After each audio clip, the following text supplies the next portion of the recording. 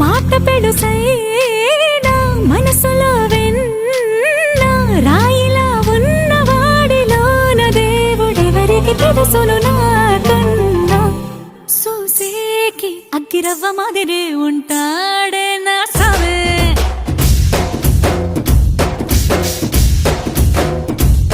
మెత్తాని పత్తి పువ్వుల మరే సంటో